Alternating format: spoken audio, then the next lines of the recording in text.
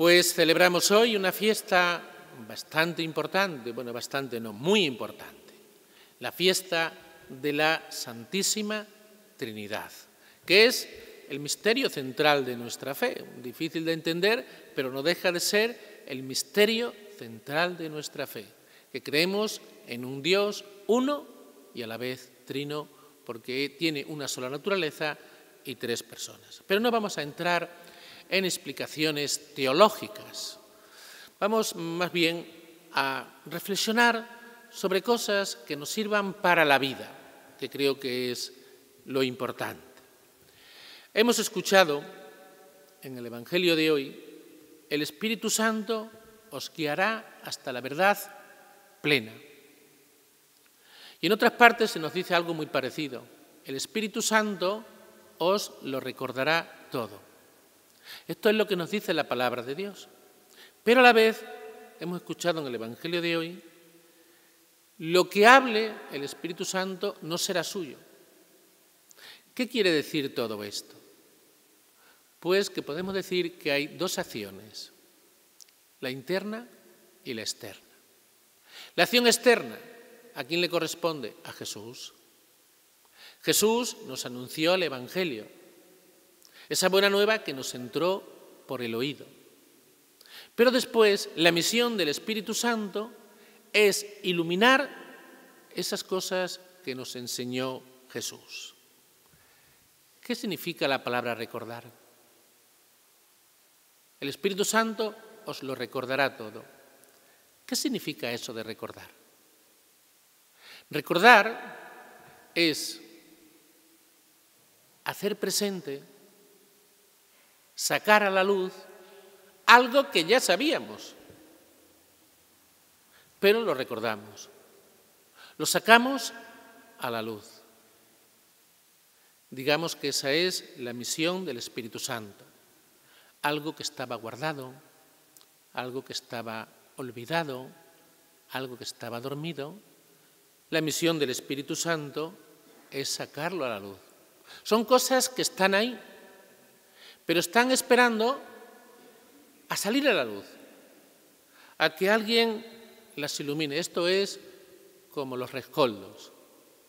Los rescoldos puede que lleguen hasta apagarse incluso, pero mientras haya rescoldo, si soplamos con un fuelle, avivamos el rescoldo y vuelven otra vez las brasas, incluso el fuego.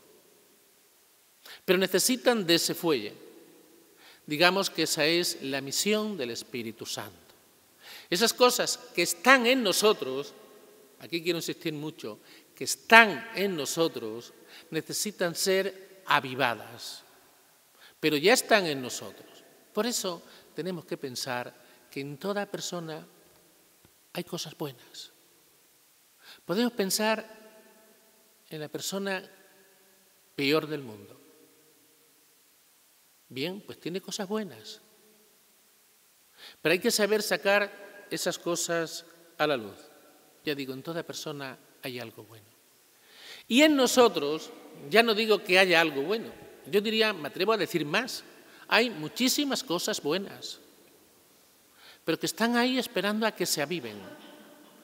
Voy con varias de estas cosas buenas que tenemos en nosotros. En total, 6 cosas buenas que tenemos en nosotros. Hay muchas más, yo voy a decir 6, para que así nos animemos y valoremos todo lo bueno que hay en nosotros, que ya digo, está esperando a salir a la luz, a que eso se avive. Vamos con la primera de esas 6. La primera, la palabra de Dios. La palabra de Dios ahí la tenemos, la hemos escuchado en muchas ocasiones, pero en muchas ocasiones vemos y descubrimos algo nuevo en la palabra de Dios. Yo, por ejemplo, no hay día que no medite la palabra de Dios, no hay día que no lea la palabra de Dios y que la reflexione en profundidad, todos los días. Y claro, me sorprendo a mí mismo de que descubro muchas cosas que antes las había leído, pero no había caído en la cuenta de ellas. E incluso muchas cosas que no había leído nunca.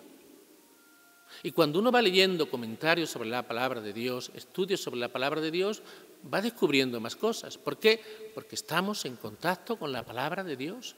Dice uno, anda, y esto tan maravilloso, tan grande, pues yo no había caído en la cuenta de ello, ¿no? Son cosas que están ahí, que las hemos escuchado en muchísimas ocasiones, pero no hemos profundizado en ellas. Por eso es tan importante que reflexionemos la palabra de Dios. ¿Para qué? Para sacar a la luz y vivir esas cosas importantes que están ahí. Vuelvo a insistir, son cosas que están ahí, que ya las tenemos, pero que necesitan ser avivadas. La segunda cosa, cada uno de nosotros hemos sido creados por Dios y para Dios. Dios se ha enamorado tanto de la raza humana que ha formado parte de ella, haciéndose hombre. Claro, esto es algo que ya sabemos, que hemos sido creados por Dios y para Dios, que hemos sido creados por un plan amoroso de Dios. Sí, lo sabemos, pero ¿sacamos las consecuencias en nuestra vida de todo esto? Porque claro, cuando uno es consciente de todo el amor que Dios nos tiene, nos debe deportar a nosotros el corresponder con ese amor, a Dios y a los demás.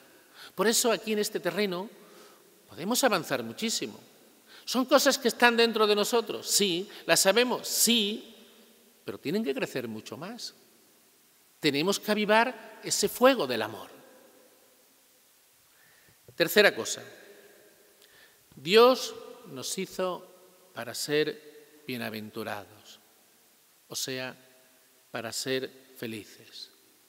Aquella frase tan famosa de San Agustín: Señor, nos hiciste para ti y nuestro corazón está inquieto hasta que descanse en ti. Dios nos ha hecho para que seamos plenamente felices en el cielo y también que iniciemos esa felicidad, aunque no es plena, aquí en la tierra. ¿Qué nos pasa? ¿Lo sabemos? Pues sí, pero en este terreno necesitamos mucha luz del Espíritu Santo. ¿Por qué? Porque no lo creemos, pero no nos acaba a convencer del todo. Muchas veces pensamos que haciendo ciertas cosas que el Señor no aprueba, pues vamos a ser más felices, vamos a ser más libres. Es algo que no nos lo acabamos de creer. No tenemos el gusto, digamos, muy bueno, de valorar y creer las cosas de Dios. Que Dios es Padre y quiere para nosotros lo mejor y quiere la felicidad. ¿Lo sabemos? Sí, pero es algo que tenemos que avivar mucho en nosotros. Cuarta idea. Dios nos hace corredentores. ¿Quién de nosotros? Seguro que ninguno aquí en la iglesia, vamos. ¿Quién de nosotros no ha sufrido en la vida? ¿O no sufre en la vida? ¿O no está sufriendo en este momento en la vida? Podemos tener sufrimientos físicos, pero también podemos tener sufrimientos morales, psíquicos, que son incluso más duros que los físicos. Eso lo tenemos, lo llevamos consigo constantemente. Pero de esto podemos hacer algo maravilloso. Esos sufrimientos morales o físicos, aceptados, asumidos y ofrecidos al Señor, alcanzamos muchas gracias para los demás. Ese sufrimiento se convierte en un sufrimiento redentor. Por eso digo que somos, en cierta manera, corredentores con Jesús. Como diría San Pablo, completamos lo que falta a la pasión de Cristo. ¿Es algo que tenemos ahí? Pues claro que lo tenemos. ¿Quién no sufre en la vida? Todos sufrimos. Lo tenemos todos. Ahora, ¿le sacamos el provecho a todo eso que tenemos, a ese sufrimiento que tenemos? Creo que también nos queda mucho camino por andar. Otra cosa que tenemos que tener. No escuchamos todos los domingos, incluso los días de diario, la palabra de Dios, la buena nueva. ¿Por qué no somos portadores de esa buena nueva? Y sin embargo, muchas veces, ¿qué somos? Lo contrario de lo que tenía que ser un cristiano. En vez de ser portadores de buenas nuevas, de buena noticia, que es lo que significa la palabra evangelio, somos portadores de malas noticias. Vamos diciendo los problemas de los demás, las desgracias de los demás, lo mal que les va, sus fracasos amorosos, un hijo que no le ha salido muy allá, todo ese tipo de cosas. La vamos anunciando y nos recreamos en esas malas noticias. Nos damos cuenta de que un cristiano tiene que ser portador de buenas noticias. Y a veces estamos haciendo en nuestra vida todo lo contrario que debería hacer un cristiano. Y somos portadores de malas noticias. No somos conscientes, esto nos cuesta mucho entenderlo. Y mira que lo hemos dicho a veces, que tenemos que anunciar el Evangelio en todos los ambientes, a tiempo y destiempo, y esto no es una tarea de los sacerdotes ni de las monjas, sino una tarea de todo cristiano. No hacemos eso que deberíamos hacer, y bueno, no nos quedamos en no hacerlo, sino que incluso anunciamos las malas noticias. O sea, totalmente lo contrario de lo que debería hacer un cristiano. ¿Tenemos esas buenas noticias? Claro que las tenemos. Es nuestra fe. Las anunciamos. Otra cosa que el Espíritu Santo tiene que avivar en nosotros y nosotros corresponder a esas gracias que nos da el Espíritu Santo. Y la sexta y última idea. Tenemos que ser también salvadores. Preocuparnos por la salvación de los demás, comenzando con los nuestros. Nos decían en el seminario que merecía la pena ser sacerdote por una sola alma que salvásemos. Y esto lo podemos hacer todos. Los padres educando en la fe a sus hijos, los hijos preocupándose porque los mayores reciban los sacramentos en el momento de morir. O sea, tenemos muchas oportunidades de colaborar con Dios en la salvación de los hombres, que ese es el deseo de Dios. El problema es que nuestra sociedad hoy ni se plantea siquiera que tenemos que ser salvados. ¿Son cosas que tenemos? Pues sí. ¿Son cosas que sabemos? Sí, pues nos cuestan. Hombre, yo cómo le voy a decir a mi padre, a mi madre, que reciba la unción para que se asuste y esas cosas. Pero son cosas que tenemos. Yo lo que insisto es que son cosas que tenemos, pero que necesitan un empujoncito o un buen empujón. Son rescoldos que tenemos ahí, pero que necesitan el soplo del Espíritu Santo. Ese fuelle que avive esos rescoldos. Vuelvo a repetir, son cosas que tenemos, que ya están ahí, pero que necesitan ser avivadas.